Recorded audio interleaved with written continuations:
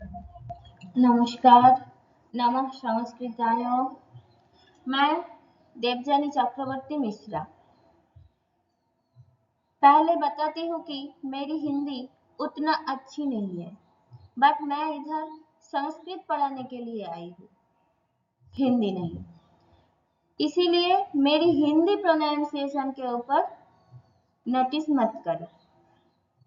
मैं एक BMS college के साथ जुड़ी हुई हूँ, इसीलिए मुझे ऐसा लगा कि बीएमएस का जो स्टूडेंट है उन लोगों को संस्कृत का ऊपर एक डर है, क्योंकि सब लोग 1 साल या फिर 2 साल या फिर कोई कोई स्टूडेंट है कभी नहीं संस्कृत पढ़ाई किया, तो इसी वजह से उन लोगों को बहुत डर है। पर संस्कृत बहुत इजी सब्जेक्ट है, डिफिकल्ट नहीं है, अच्छे से समझना चाहिए। बीच में सेशन के बीच में मैं ऑनलाइन क्लास के लिए आई हूँ। मुझे पहले आना उचित था, बट नहीं हुआ, तो आज से स्टार्ट हो जाएगा। हमारा जो सिलेबस है बीएमएस का, पहला टॉपिक क्या है? संस्कृत वर्णमाला एवं उच्चारण, संस्कृत अल्फाबेट एंड प्रोनाउंसिएशन। पहले है, एक बुक का फोटो है। मैं जो बुक यूज करती हूँ उस बुक का फोटो मैं पीडीएफ में भेज दूंगी, बट मैं ये कहना चाहती हूँ कि मुझे बुक को अच्छा लगा, इसलिए मैं यूज करती हूँ। बट आप लोगों के पास जो बुक है वही से आप लोग पढ़ाई कीजिए, ठीक है? संस्कृत वर्ण परिचय, वर्ण अथवा अक्षर। संस्कृत वर्ण अथवा अक्षर को दो प्रकार में बांटा गया है, स्वर और व्यंजन। स्वर, स्वयं राजन्ते इति स्वरा, अर्थात जो स्वयं राज करते हैं, इसको स्वर कहते हैं। ये श्लोक को अच्छा से याद करना। स्वयं राजन्ते इति स्वरा, ये विसर्ग और अनुस्वार जो जो है सब अच्छा से देखना, स्पेलिंग मिस्टेक नहीं करना। स्वर वे ध्वनियां हैं जो बिना किसी के सहायता के बोली जा सकती है, इसको स्वर कहते हैं। स्वर की संख्या 13 है, स्वर को अच कहते हैं। स्वर की संख्या 13 है, इसको अच कहते हैं। इसके बाद क्या है?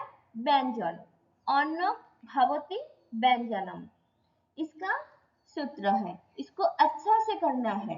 अन्न भवति व्यंजनम, जो स्वतंत्र रूप से न बोले जा सके वे सभी वर्ण व्यंजन कहलाते हैं। जैसे एग्जांपल, ख, ग, ग, ग के साथ अ आ रहा है, घ, घ के साथ अ आ रहा है, इसीलिए बोला कि जो स्वतंत्र रूप से न बोले जा सके वे सभी वर्ण व्यंजन कहलाते हैं। व्यंजन की संख्या 33 है, टेबल में दिया है कौन सा व्यंजन है। स्वर की संख्या 13 है और व्यंजन की संख्या 33 है। इसके बाद देखना महेश्वर सूत्र पाणिनि। महेश्वर सूत्र महर्षि पाणिनि ने दिया। महेश्वर सूत्र का फाउंडर महर्षि पाणिनि। महर्षि पाणिनि इनकी इनकी मतलब फाउंडर। क्या लिखा है? महेश्वर सूत्र की उत्पत्ति भगवान शिव की डमरू बजाने से हुई है, इसी कारण इन सूत्रों को माहेश्वर सूत्र कहते हैं। भगवान शिव जी का दूसरा नाम महेश्वर है, इसीलिए इस सूत्र को माहेश्वर सूत्र कहते हैं। माहेश्वर सूत्रों की कुल संख्या 14 है। क्या क्या है? दिया है 1 से 14 तक। आई उन, रिल रिक, एयंग, आयौज, हयवरत, लन, इमंगननम, झभंग, घढ़दस, जवगड़दस, खफ छट थच ततव, कफय, सससर, हल। ये 14 मास्टर सूत्रों को क्रोनोलॉजिकली याद करना है। अच्छे से सही तरीका से उच्चारण करना है। 1 से 4 तक जो दिया है उसको अच कहते हैं और 5 to 14 इसको हल कहते हैं और 1 to 14 इसको अल कहते हैं। 1 से 4 तक क्या क्या दिया है? आयुन, रिलिक, एयम, आयउच, आयउच, इसको अच कहते हैं। इसमें सभी स्वर है। देखो, आयुन लास्ट में क्या है? न। रिलिक लास्ट में क्या है? क। प्रत्याहार ये माहेश्वर सूत्र में लास्ट में जो जो वर्ण है सबको गायब करना है, सभी लोप हो जाता है, इसीलिए ये आखिरी वाला वर्णों को छोड़ना है। 1 से 4 तक लास्ट वाला जो जो वर्ण है न, क, ञ, च, इसको छोड़ दो और क्या क्या रहते हैं? आयु, रिली, एओ, अयो, ये सब स्वर है, इसीलिए 1 to 4 तक इसको अच कहते हैं। अच मतलब स्वर। 5 to 14 हल कहते हैं। इसमें सभी व्यंजन आते हैं, इसीलिए इसको हल कहते हैं। 5 में क्या है? ह बरत, पहला कौन है? ह, और 14 में क्या है? हल, लास्ट में क्या है? ल। ये पहला वाला ह और लास्ट वाला ल मिलके बनते हैं हल, इसको व्यंजन कहते हैं। 1 2 3 4 अच, 5 to 14 हल, 1 to 14 अल, 1 to 14 अल। 1 में क्या है पहला वाला वर्ण? अ, और 14 में लास्ट में क्या है? ल, इसलिए इसको अल कहते हैं। अल मतलब सभी अल्फाबेट, अच मतलब स्वर, हल मतलब व्यंजन। इस माहेश्वर सूत्र अकॉर्डिंग लैंग्वेज है, इसीलिए इसको अच्छे से याद करना है, ये बहुत ही इंपॉर्टेंट है। और एक बार मैं बोल देती हूँ।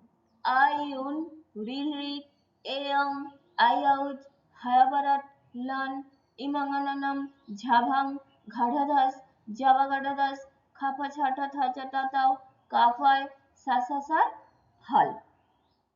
क्लियर? माहेश्वर सूत्र के अन्य नाम: पाणिनि सूत्र, प्रत्याहार सूत्र, शिव सूत्र, अक्षर समन्वय, ये नाम है। क्या क्या नाम है? पाणिनि सूत्र, प्रत्याहार सूत्र, शिव सूत्र, अक्षर समन्वय। प्रत्याहार का अर्थ: प्रत्याहार का अर्थ क्या है? संक्षिप्त कथन, मतलब छोटा करना। कैसे कैसे प्रत्याहार बनते हैं एक बार देख लो। पहला वाला सूत्र क्या है? अ, इ, उन, अ, इ, उन। फर्स्ट में मतलब पहला जो वर्ण और आखिरी जो वर्ण मिलके प्रत्याहार बनते हैं। एक नंबर में क्या है? अ, इ, उन, मतलब अन प्रत्याहार। और 1 और 2 नंबर आई, उन, रिल, री, दोनों मिलके क्या प्रत्याहार बना? अक प्रत्याहार। देखो इधर लिखा है आकार वर्ण से 8 प्रत्याहार बनेंगे। अन, अक, अच, अट, अन, अम, अश, अल। अन मतलब अ, इ, उन। अक, अ, इ, उ, री, री। आखिरी वर्णों को छोड़ना है। आई, उन। आई, उन मतलब अन प्रत्याहार। अन प्रत्याहार में क्या क्या वर्ण आते हैं? अ, इ, उ। न को छोड़ना है, आखिरी वाला जो जो वर्ण है सबको छोड़ना है। और एक एग्जांपल देखो, अक प्रत्याहार 1 और 2। एक फर्स्ट 1 नंबर सूत्र, 2 नंबर सूत्र। अक प्रत्याहार न और क को छोड़ दो। अक प्रत्याहार में कौन सा वर्ण आते हैं? अ, इ, उ, री, ली, ऐसा ही बनते हैं। और एक एग्जांपल अच, 1 नंबर में अ और 4 नंबर में च। अ और च मिलके क्या है? अच प्रत्याहार। अच प्रत्याहार के अंदर कौन सा वर्ण आते हैं? आयु, रिली, एओ, अयो। आखिरी वाला जो जो वर्ण है देखो, न, क, ङ, च, सबको छोड़ना है। अच प्रत्याहार में कौन वर्ण आते हैं? आयु, रिली, एओ, अयो, ऐसा करके बनते हैं। हर एक प्रत्याहार ऐसा करके ही बनते हैं। खुद को बनाना है। रजिस्टर में लिखना है क्या, अकार वर्ण से 8 प्रत्याहार बनेंगे। पहला कौन, अन। अन में कौन कौन वर्ण आते हैं, अ ई उ। इसके बाद क्या है, अक। अक में कौन सा वर्ण आते हैं, अ ई उ री री। इसके बाद क्या है, अच। अच में क्या क्या आते हैं, अ ई उ री ली ए ओ ऐ औ। देखो आखिरी वाला जो वर्ण है, लास्ट में जो वर्ण है, सबको मैंने छोड़ दिया। ऐसे करके प्रत्याहार बनाना है और प्रत्याहार के बीच में कौन सा वर्ण आते हैं ऐसा करके लिखना है। इसको रटना नहीं, समझना है। बहुत ही आसान है, आसान टॉपिक है, अच्छा से समझना है। इकार से 3 प्रत्याहार बनते हैं, क्या क्या, इक, इच, इन। कैसे कैसे बना देखो, इक, एक नंबर सूत्र देखो, अ ई उन, ई। और 2 नंबर में क्या है, री लिक, ई और क। ई और क, इसके बीच में कौन सा वर्ण आते हैं, ई उ री री। न और क को छोड़ना है, बोला ना कि आखिरी वाला जो वर्ण आते हैं सबको छोड़ना है। इसको रटना है। इक प्रत्याहार बनते हैं, इच प्रत्याहार, इन प्रत्याहार, कैसे कैसे बनते हैं देखना है। उकार से क्या बना, उक, उक प्रत्याहार बना। उकार से उक प्रत्याहार। देखो 1 नंबर सूत्र में क्या दिया है, अ ई उन, उ से क तक। और 2 नंबर में क्या है, री री। उ से 2 नंबर में क तक उप प्रत्याहार बना। तो कौन सा वर्ण उप प्रत्याहार में आते हैं, री और ली। क्योंकि न को छोड़ना है, क को छोड़ना है, तो इसीलिए कौन सा वर्ण आता है, उ री ली। उप प्रत्याहार में उ री ली। अन में अ ई उ। अक में अ ई उ री ली। अच में अ ई उ री री ए ओ ओं ओय औ। अच में अ ई उ री री ए अ ऐ औ। उक में उ री री। क्लियर। आखिरी वाला वर्ण छोड़ना है, पहला वर्ण नहीं छोड़ना है, सिर्फ आखिरी जो वर्ण है, लास्ट में जो वर्ण है उसको ही छोड़ना है। ऐसे करके प्रत्याहार बनते हैं और प्रत्याहार के बीच में कौन सा वर्ण आते हैं, आखिरी जो वर्ण है उसको छोड़ना है और बाकी सबको कलेक्ट करना है। क्लियर। नेक्स्ट,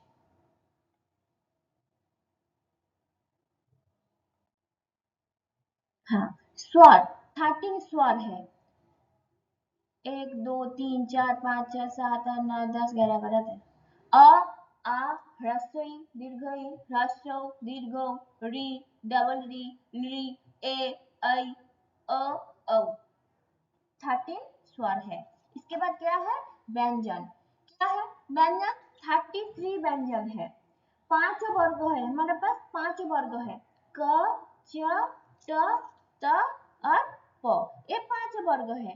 हर एक वर्ग में 5 वर्ग करके वर्ण है, इसीलिए 25 वर्ण है। क में 5 वर्ण, च में 5, ट में 5, त में 5, प में भी 5 वर्ण है।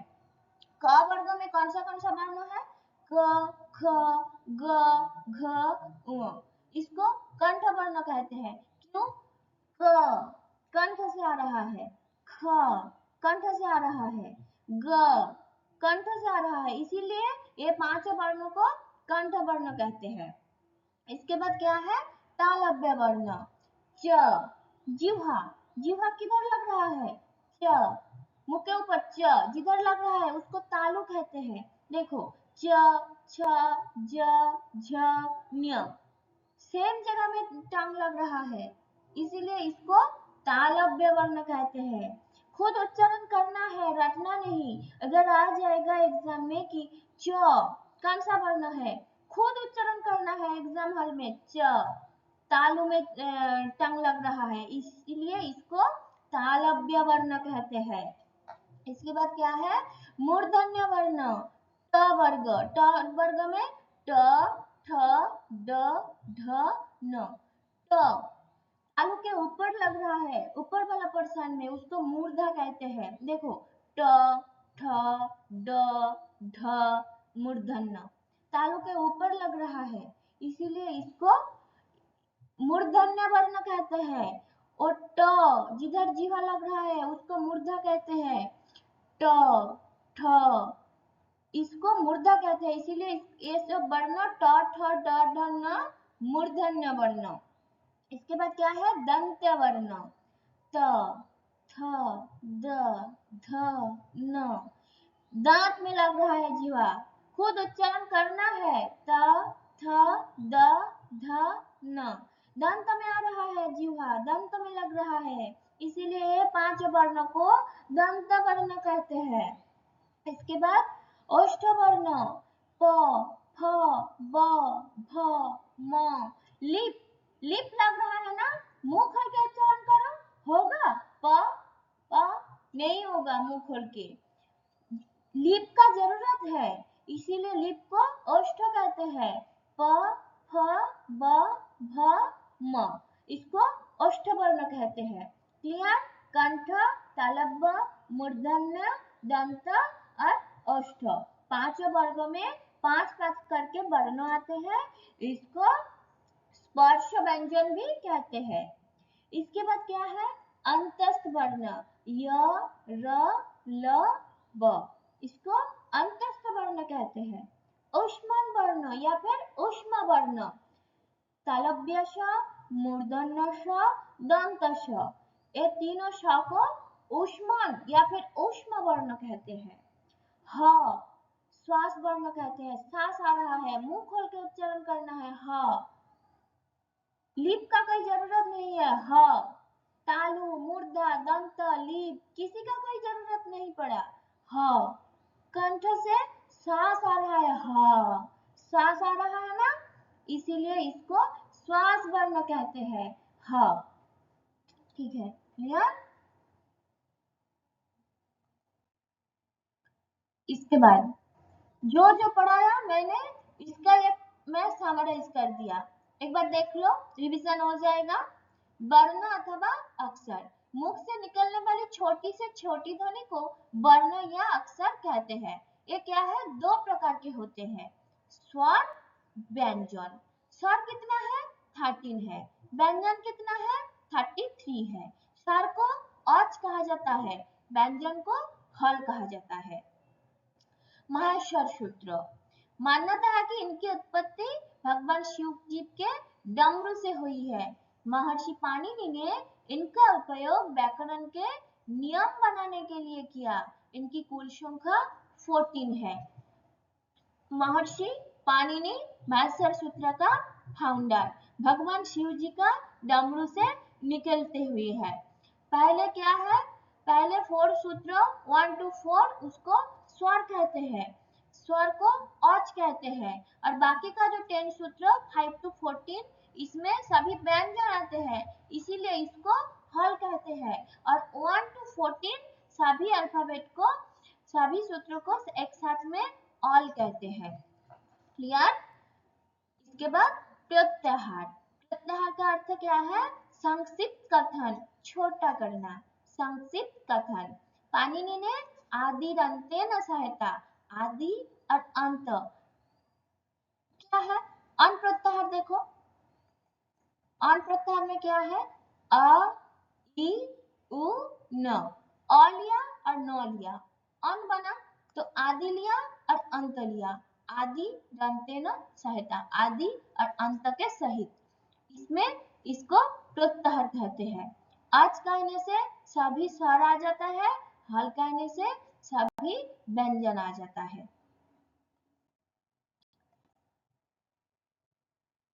इंग्लिश भी दे दिया पीडीएफ में, जिसका जरूरत है देख सकते हो। देखो, महेश्वर सूत्र के अन्य नाम बोल दिया मैंने। आकार वर्ण से 8 प्रत्याहार बनते हैं, इकार से 3, उकार से 1, एकार से 2, ऐकार से 1, हकार से 2, ये जो जो प्रत्याहार बनते हैं, सकार से दसार साल तक, ये अ से सल तक, इसको अच्छा से करना है। कैसे बनते हैं मैंने सिखा दिया, अगर कोई प्रॉब्लम हो तो मुझे मैसेज कर, ये करना, कमेंट करना, मैं कोशिश करूंगी। तो क्या है, आकार से क्या क्या बनते हैं, इकार से क्या क्या बनते हैं, इसको अच्छे से याद करना है। हाँ, क्या है? अ से 3 और 4 का अंतर क्या है? हमने बनाया कि अन, अक, अज, ऐसा बनाया। बट मानसर सूत्र के 3 नंबर में जो लिखा है ए अंग, अ से अंग क्यों नहीं बनाया? क्योंकि इसका कोई जरूरत नहीं है, इसीलिए ए आप लोगों को ए स्लाइड का जरूरत नहीं है। बट क्यों दिया? आप लोगों को मन में सवाल आ सकते हैं कि अन बनाया, अक बनाया, अच बनाया, 3 नंबर में जो ए अंग लिखा है उसमें अंग क्यों नहीं बनाया? इसीलिए ए स्लाइड मैंने दे दिया। अगर आप लोगों को मन हो तो पढ़ सकते हो। इसका इंग्लिश दिया। इसके बाद क्या है? संस्कृत ध्वनि विज्ञान का परिचय। क्या है? स्वरों के भेद। स्वर कितना है हमारा पास? स्वर वर्ण 13 है। उस स्वर वर्णों में 3 भाग है। क्या क्या? ह्रस्व स्वर, दीर्घ स्वर, प्लूत स्वर। ह्रस्व स्वर में 1 मात्रा लगते हैं, दीर्घ स्वर में 2 मात्रा लगते हैं और प्लूत स्वर में 3 मात्रा लगते हैं। त्रिमात्रा 3 मात्रा लगते हैं। ह्रस्व स्वर की संख्या क्या है? कितना है? 5 है। दीर्घ स्वर की संख्या 8 है। देखो अ, ह्रस्वी, ह्रस्व, री, री, ये ह्रस्व स्वर। दीर्घ में आ, दीर्घई, दीर्घऊ, दीर्घरी, ए, ऐ, अ, औ। देखो ह्रस्वरी में क्या है? एक ही है और दीर्घरी में क्या है? देखो दोनों है ना, इसीलिए इसको दीर्घरी, डबल डी ऐसा कहते हैं। प्लूत में 3-3 करके लिखा है ना, मतलब 3 का अंक लगाया जाता है, इसीलिए इसको प्लूत स्वर कहते हैं। किसी को जोर से बुलाना, मम्मी को जब बुलाते हो मम्मी मम्मी ऐसा कहते हैं ना, ये जो 3 लगा मम्मी करके लिखा है ना, बोलते हैं ना, इसीलिए इसको प्लूत स्वर कहते हैं। देखो इसीलिए हर एक स्वर के एंड में क्या दिया है? 3-3 करके लिखा है, मतलब ये 3 मात्रा लगाया है, इसीलिए इसको प्लूत स्वर कहते हैं। हाँ, ये जो श्लोक है इसको अच्छे से याद करना है। क्या लिखा है? एको मात्रे भवेदांको द्विमात्रे दीर्घ उच्यते त्रिमात्रस्तु प्लुतज्ञेयो व्यंजनम स्वार्थमात्रकम। मतलब जो ह्रस्व स्वर है इसका एको मात्रा होता है, दीर्घ स्वर का द्विमात्रा होता है और प्लुत स्वर का त्रिमात्रा 3 मात्रा होता है। ऐसा ही ये श्लोक का हिंदी ऐसा ही है। एक ट्रांसलेशन, ये श्लोक को अच्छे से याद करना है, रटना है।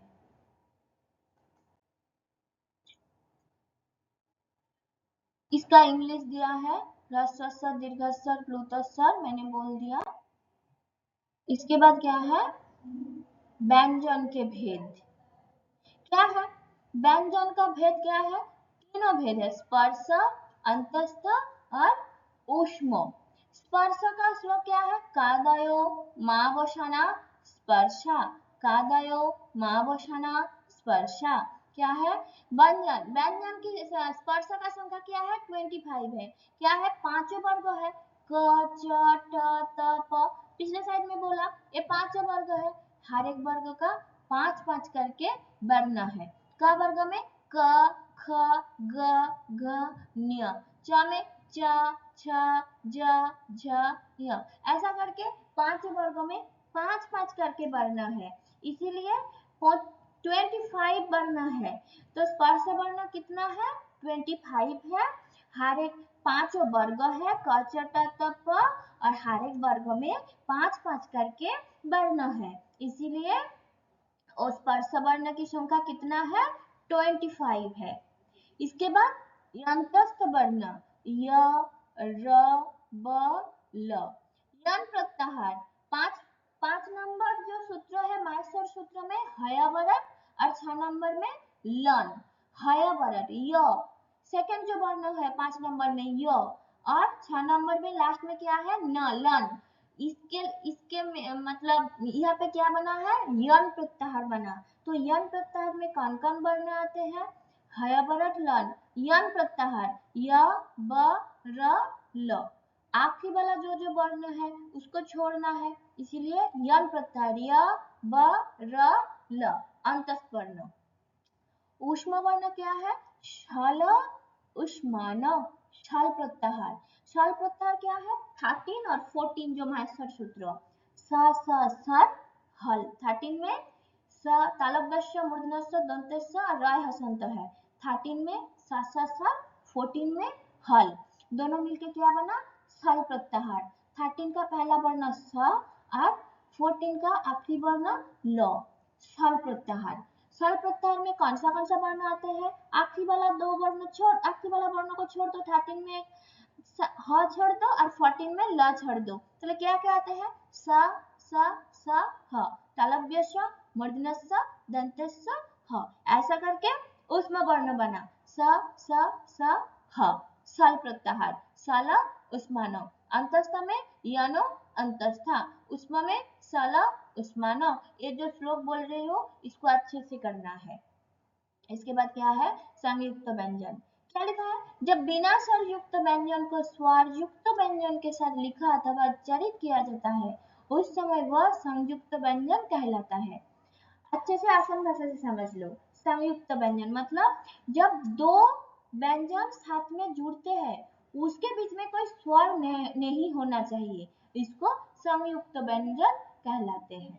हाँ, देखो ना इधर दिया है स, क और मूर्धन्य स, क के नीचे हलंत है, मूर्धन्य स के नीचे भी हलंत है, मतलब इसके साथ कोई स्वर नहीं है। क स और अ मिलके क्या है?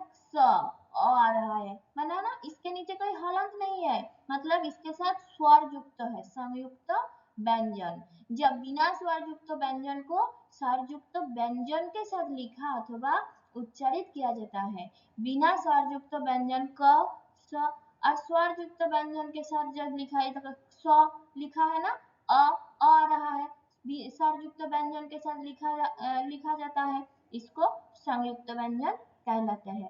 क्लियर? हाँ, इसके बाद क्या है? अयोगवह वर्ण। क्या है? पहला अनुस्वार, ये जो बिंदु है ना, बिंदु, इसको ही अनुस्वार कहते हैं, सिर्फ इतना ही जानना, जो बिंदु आते हैं इसको अनुस्वार कहलाते हैं।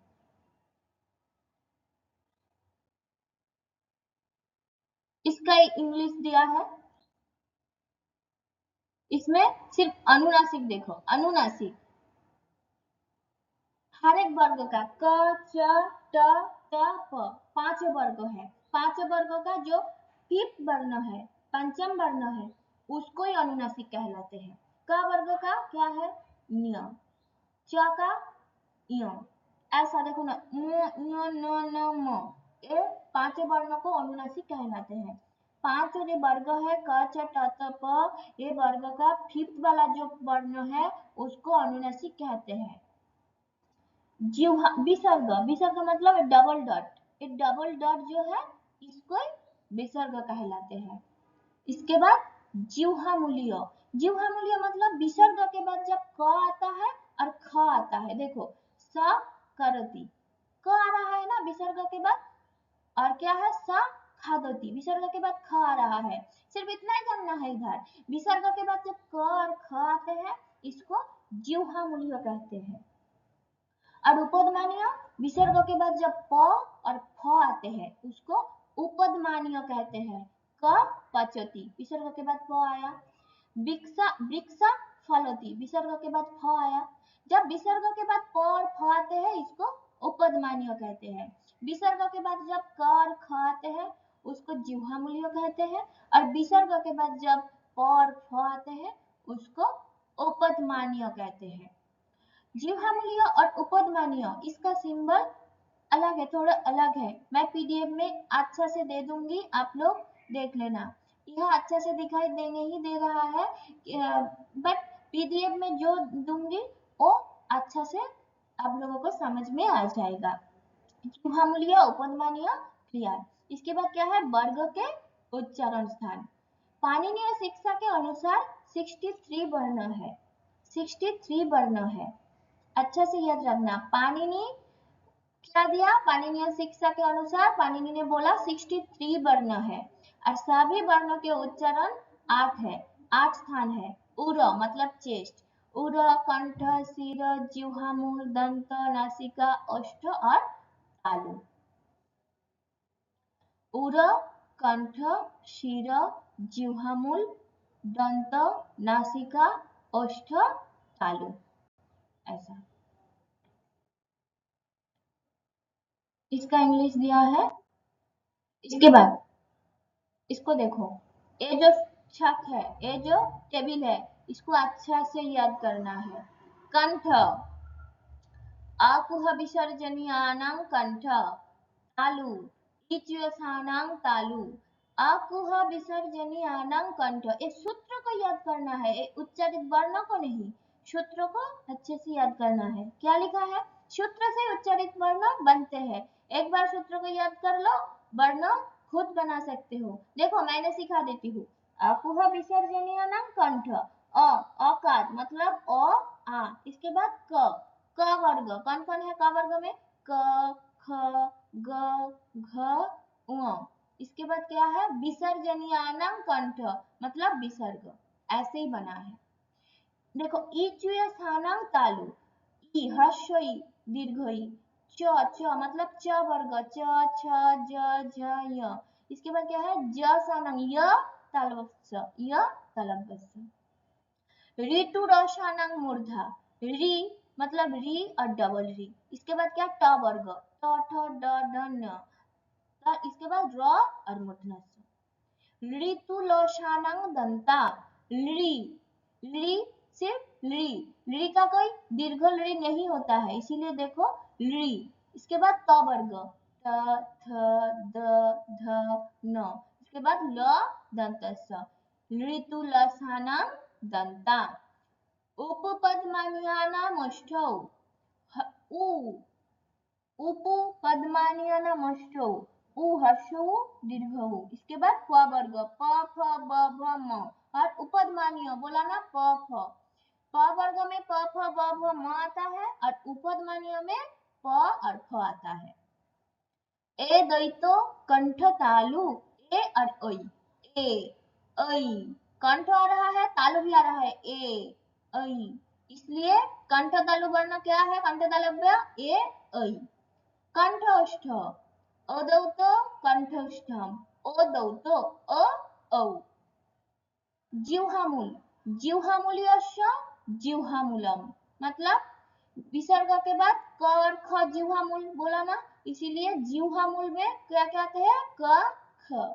अष्टदंत, दंत और ओष्ठ दोनों इस्तेमाल होता है। वकारस्य दंतस्थम, उच्चारण करो वो। क्या? ओष्ठ भी आ रहा है, दंत भी आ रहा है। नासिक, इमंगनानां नासिका मतलब हर एक वर्ग का फिफ्थ वाला वर्ण। क, च, ट, त, प वर्ग का ये पांचों वर्ग का फिफ्थ वाला जो वर्ण है उसको अनुनासिक कहलाते हैं। क्लियर? सबका क्लियर? हाँ। इसके बाद क्या है? वर्णों का आभ्यंतर एवं बाह्य प्रयत्न। वर्ण का आभ्यंतर एवं बाह्य प्रयत्न। वर्णों का उच्चारण करने के चेष्टा को प्रयत्न करते हैं, कहते हैं। हम लोग क्या कर रहे हैं? क, च ऐसा उच्चारण करने के कोशिश कर रही हूँ ना, इसको ही प्रयत्न कहते हैं। प्रयत्न दो प्रकार के होते हैं, आभ्यंतर और बाह्य। आभ्यंतर और बाह्य। आभ्यंतर प्रयत्न कितना होता है? 5 होता है और बाह्य प्रयत्न 11 होता है। आभ्यंतर प्रयत्न में क्या क्या आते हैं? स्पृष्ट, ईषत् स्पृष्ट, विवृत, ईषत् विवृत और संवृत। स्पृष्ट मतलब स्पृष्टं, प्रयत्नं, स्पर्शनम। ये श्लोक को अच्छे से करना है। स्पृष्टं, प्रयत्नं, स्पर्शनम। क से म तक जो वर्ण, क, च, ट, त, प वर्ग, हर एक वर्ग में 5-5 करके वर्ण है, 25 वर्ण है। इसको स्पर्श वर्ण कहते हैं और स्पृष्ट प्रयत्न भी कहते हैं। क से म तक जो 25 वर्ण है इसको स्पृष्ट वर्ण कहते हैं। इसके बाद क्या है? ईषत् स्पृष्ट, ईषत् स्पृष्ट अंतस्थानम, अंतस्थ वर्ण कौन कौन है? य, ब, र, ल। ये अंतस्थ वर्ण चारों है, इसको ईषत् स्पृष्ट कहते हैं। इसके बाद क्या है विवृत, विवृतम स्वराणाम। विवृत का अर्थ क्या है खुला हुआ, यह प्रयत्न स्वरों का है। विवृतम स्वराणाम। इसके बाद क्या है ईषद विवृत, ईषद विवृतम उष्मानाम। उष्मा वर्ण कौन कौन है स, तालव्य, मूर्धन्य, दंतस्य, ह, ये चारों जो वर्ण है उष्मा वर्ण। बोला ना सल प्रत्याहार श श श ह, ये इसको ईषद विवृत कहते हैं। इसके बाद क्या है संवृत, ह्रस्वस्य अवर्णस्य प्रयोगे संवृतम। ह्रस्व आकार नहीं अ को ह्रस्व कहते हैं। देखो ये टेबल में अच्छा से दिया है स्पृष्ट, ईषद स्पृष्ट, विवृत, ईषद विवृत, संवृत, ह्रस्व। क्लियर, अभ्यंतर प्रयत्न क्लियर। इसके बाद क्या है बाह्य प्रयत्न 11। बाह्य प्रयत्न कितना है 11 है। हाँ 11 है बाह्य प्रयत्न। क्या क्या है बाह्य प्रयत्न विवार, संवाद, श्वास, नाद, घोष, अघोष, अल्पप्राण, महाप्राण, उदात्त, अनुदात्त और स्वरित, ये 11 टाइप है। विवार मतलब विवार, श्वास और अघोष, ये तीनों वर्ण साथ में आते हैं। तीनों प्रयत्न विवार, श्वास और अघोष। संवार, नाद और घोष, ये तीनों प्रयत्न साथ में आते हैं। विवार, श्वास, अघोष, ये तीनों प्रयत्न साथ में आते हैं। और संवार, नाद, घोष, ये तीनों प्रयत्न साथ में आते हैं। पहले विवार, श्वास, अघोष। सेमी फॉर्मूला क्या है खर प्रत्याहार। पाणिनि जो मास्टर सूत्र दिया खर प्रत्याहार, ख फ छ ठ त च त त व क फ स स स। हाँ क्या क्या है खर प्रत्याहार में, खर प्रत्याहार में 11, 12 और 13, 11, 12 और 13 जो सूत्र है उसमें खर प्रत्याहार बना ख फ छ ठ थ च त त क फ स स स। खर प्रत्याहार, खर प्रत्याहार के बीच में कौन सा वर्ण आते हैं ख फ छ ठ थ च त त क फ श श श। आखिरी वाला जो वर्ण है सबको छोड़ना है। 11, 12 और 13 जो सूत्र है उसमें खर प्रत्याहार बनते हैं। आखिरी वाला जो वर्ण छोड़ना है, जो वर्ण छोड़ के जो वर्ण बाकी रहता है उसमें खर प्रत्याहार बनते हैं। वो जो वर्ण है उसको विवार, श्वास, अघोष कहते हैं। इसके बाद क्या है संवार, नाद, घोष। हस प्रत्याहार, हस प्रत्याहार जो बना है उसमें ये आते हैं क्या बोलते हैं संवार, नाद, घोष वर्ण आते हैं। हस प्रत्याहार में कौन कौन वर्ण आते हैं ह ज ब र ल ङ य म न न झ भ घ ढ ध ज ब ग ड द। क्लियर। हस प्रत्याहार 5 to 10 तक जो है उसमें हस प्रत्याहार बनते हैं। हय बरत लन इमंगननम झभंग घड़दस जबगड़दस, इसमें हस प्रत्याहार बनते हैं। संवार, नाद, घोष। इसके बाद क्या है अल्पप्राण। अल्पप्राण मतलब क्या लिखा है वर्गाणां प्रथमा, तृतीया, पंचमा यनश्च अल्पप्राणा। मतलब वर्गाणां क च ट त प 5 वर्ग, इसका प्रथमा मतलब फर्स्ट, थर्ड और फिफ्थ वाला वर्ण। क वर्ग में क्या कहते हैं क ख ग घ ञ। इसमें पहला कौन है क, थर्ड कौन है ग, फिफ्थ कौन है न्य और क्या है यन प्रत्याहार या बरल। बोला ना यन प्रत्याहार में क्या कहते हैं अबरल। तो अल्पप्राण में कौन सा वर्ण आते हैं वर्गों का फर्स्ट, थर्ड, फिफ्थ और यन प्रत्याहार। क वर्ग का मान लो ख वर्ग का, ख वर्गों का भी फर्स्ट, थर्ड, फिफ्थ और यन प्रत्याहार। ऐसा करके अल्पप्राण वर्ण बना। इसके बाद क्या है महाप्राण। वर्गाणां द्वितीय, चतुर्थी, षष्ठ महाप्राणा। मतलब वर्ग का हर एक वर्ग का सेकेंड और फोर्थ। क वर्ग का सेकेंड कौन है ख, फोर्थ कौन है घ और क्या है षष्ठ सल प्रत्याहार सल उस्मान। सल प्रत्याहार मतलब तालव्यस्य, मूर्धन्यस्य, दंतस्य और ह। ऐसे करके महाप्राण वर्ण बना है। और क्या है दोनों को अच्छे से देखने के 14 व्यंजन वर्णों का बाह्य प्रयत्न महाप्राण होता है और 19 व्यंजन वर्णों का बाह्य प्रयत्न अल्प प्राण होता है। और जो टेबल दिया है ना, इसमें अच्छे से दिया है विवार, श्वास, अघोष, संवार, नाद, घोष, अल्प प्राण, महाप्राण, उदात्त, अनुदात्त और स्वरित। उदात्त मतलब बड़े स्वर में उच्चारण, अनुदात्त मंद स्वर में उच्चारण और स्वरित मध्यम स्वर में उच्चारण। उदात्त, अनुदात्त और स्वरित में कौन सा वर्ण आते हैं, इधर दिया है अ, ह्रस्व इ, ह्रस्व उ, री, री, ए, अ, ऐ, औ। उदात्त, अनुदात्त और स्वरित। क्लियर? इसका इंग्लिश दिया है। धन्यवाद, नमस्कार, नमो समस्कृताय।